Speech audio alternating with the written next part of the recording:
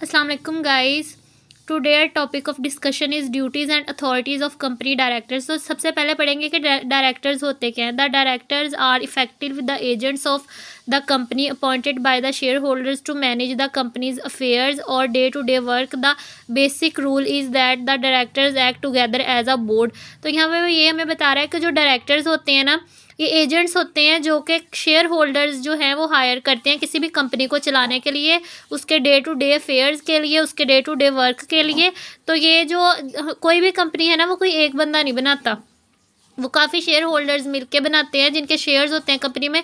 तो फिर वो एक एज एन एजेंट डायरेक्टर को हायर करते हैं जो कि उसके डे टू डे अफेयर को मैनेज करता है। नेक्स्ट जी है हमारे पास ड्यूटीज़ ऑफ डायरेक्टर्स। तो according to the companies act 2006 the duties of directors are follows. Companies act 2006 के मुताबिक हमारे पास जो डायरेक्टर्स की ड्यूटीज़ हैं वो ये हैं। Act with in the powers the director must act accordance with the companies constitution and only exercise his her powers for the purpose for which they were given। तो वो ये कह रहा है कि जो डायरेक्टर्स हैं ना, उनको कंपनी की कॉन्स्टिट्यूशन के मुताबिक काम करना चाहिए और अपनी जो पावर है, जो उनके पास पावर मौजूद होती है कंपनी को चलाने के लिए, वो सिर्फ इस पर्पज़ के लिए इस्तेमाल की जाए कि कंपनी में बेटरमेंट आ सके। Constitution include agreements, association, resolution and terms. तो कॉन्स्टिट्यूशन में हमारे पास आ जाता है जो कंपनी एग्रीमेंट करती है किसी भी काम के लिए, एसोसिएशन वो किसी के साथ मिलकर काम कर रही होती है, रेजोल्यूशन कोई प्रॉब्लम आ जाता है तो इसको रिजॉल्व करती है, एंड टर्म्स जो उसकी टर्म्स होती हैं काम करने की, उसके मुताबिक उसको चाहिए कि वो एक्ट करे। नेक्स्ट है हमारे पास promote the success of the company. The director must act in the way he she consider in good faith would be most likely to promote the success of the company for benefit of its members। तो वो यहाँ पे ये कह रहा है जो director है ना, उसको एक्ट करना चाहिए कि लोग उस पर फेथ करें, मतलब उस पर एतबार कर सकें कि वो बेहतर काम कर देगा। कोई भी काम है ना, कोई भी कारोबार है, वो एतबार पे ही ज़्यादा चलता है। तो वो ये कह रहा है कि जो डायरेक्टर है ना, उसकी ये भी ड्यूटी होनी चाहिए कि अपने लोग अपने काम के लिए उस पर एतबार कर रहे हों और वो गुड फेथ रखता हो। तो इससे क्या होगा, जो उसकी सक्सेस है ना कंपनी की, वो प्रमोट होगी और जो उसके मेंबर के लिए मज़ीद बेनिफिट्स हासिल होंगे। नेक्स्ट है जी हमारे पास exercise independent judgement. The director must exercise independent judgement and make his her own decision. It doesn't prevent his or her from taking professional advices, but he or she have to make unbiased and professional decision for the success of the company। तो वो ये कह रहा है कि जो हमारे पास director है ना, उनको चाहिए कि वो इंडिपेंडेंट जो है वो डिसीजन ले। वो किसी से, इसका मतलब ये नहीं है कि वो जो प्रोफेशनल है उनसे एडवाइसेस ना ले, ये नहीं कह रहे हम ये कह रहे हैं कि जो डायरेक्टर है ना, उसको अनबाइस्ड डिसीजन। अनबाइस्ड का मतलब ये होता है कि जो डायरेक्टर है ना, वो किसी से भी इम्प्रेस हो के डिसीजन ना ले, बल्कि वो ये दे के डिसीजन ले कि कौन सा डिसीजन उसकी कंपनी की सक्सेस के लिए बेहतर है, ना कि वो किसी की बात सुन के या किसी की जो है वो बातों से इम्प्रेस हो के या किसी और जो हमारे पास फैक्टर्स होते हैं उनसे इम्प्रेस हो के डिसीजन ले। उसको चाहिए कि वो अनबाइस्ड डिसीजन ले और उसके प्रोफेशनल डिसीजन ले कि प्रोफेशनली जो कंपनी है वो किस तरह से, कौन से रास्ते या कौन से वे ऑफ वर्किंग होंगे जो कंपनी के लिए सक्सेसफुल होंगे।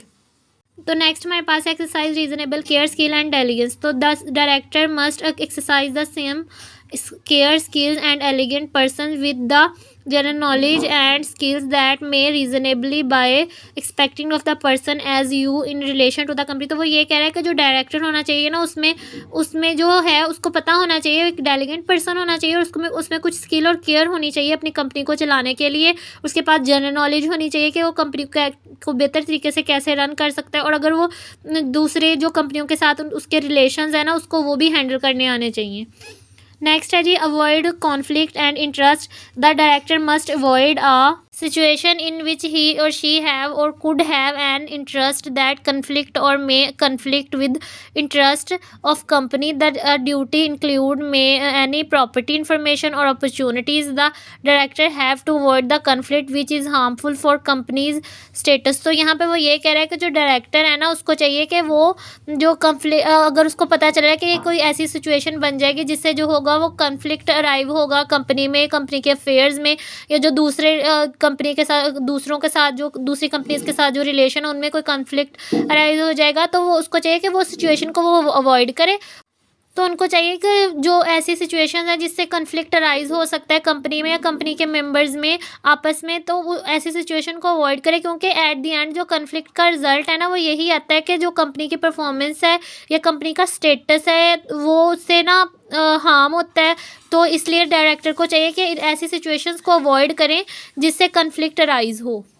नेक्स्ट है जी हमारे पास declare interest in proposed or existing transaction or arrangements with the company if the director is in any way director or indirectly interested in a transaction or arrangements with the company or she must declare the nature and extent of that interest to the other directions. तो वो ये कह रहा है कि अगर जो director है ना वो डायरेक्टली या इनडायरेक्टली इंटरेस्ट देख रहा है या ट्रांजैक्शन में या अरेंजमेंट्स में कंपनी के, तो उसको चाहिए कि वो डिक्लेयर करे उसकी नेचर के कौन सा मतलब उनके कौन से अरेंजमेंट से, कौन सी एग्रीमेंट से, कौन से ट्रांजैक्शन से जो कंपनी के लिए का इंटरेस्ट बेहतर हो सकता है या कंपनी के लिए वो ज़्यादा बेहतर हो सकती हैं। तो उसको डिक्लेयर करे कि ये चीज़ जो है ना वो कंपनी के लिए बेहतर है या ये चीज़ बेहतर नहीं है। तो उन तमाम जो सिचुएशंस को है या जो पर्पसेस हैं कंपनी के उनको अचीव करने के लिए जो भी उसके लिए अरेंजमेंट्स आ रहे हैं या ट्रांजैक्शंस आ रही हैं, तो उनको डिक्लेयर करें कि ये कंपनी के लिए बेहतर हो सकती हैं और ये नहीं हो सकती। नेक्स्ट पार्ट में जी हमारे पास आ जाती है अथॉरिटीज़ ऑफ डायरेक्टर्स। तो इसमें आ जाता है section 86 further issues of capital.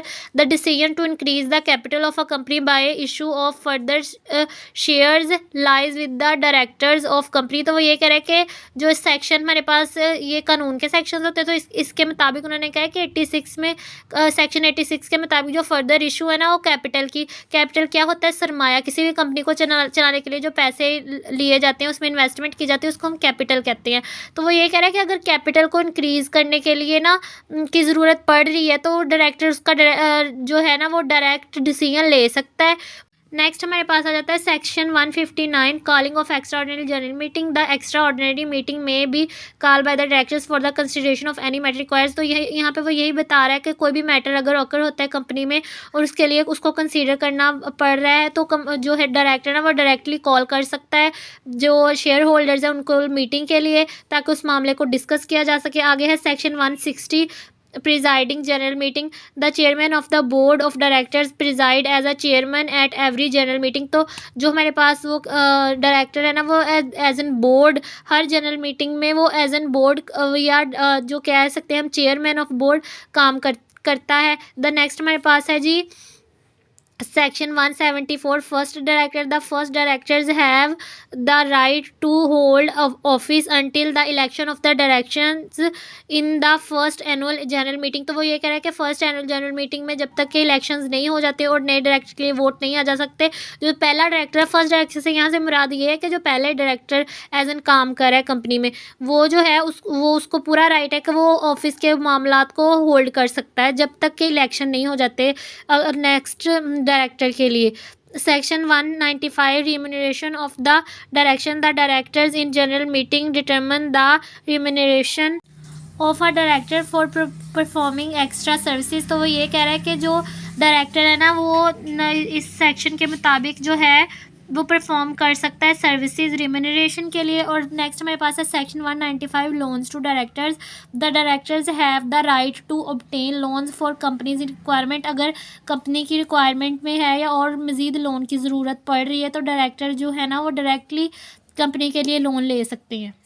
तो गाइज़ यहाँ तक आज का हमारा टॉपिक क्लोज़ होता है। अगर आप लोगों को कुछ समझ ना आया हो तो आप लोग मुझसे पूछ सकते हैं, और अगर आप लोगों को वीडियो अच्छी लगी हो तो चैनल को सब्सक्राइब ज़रूर करें।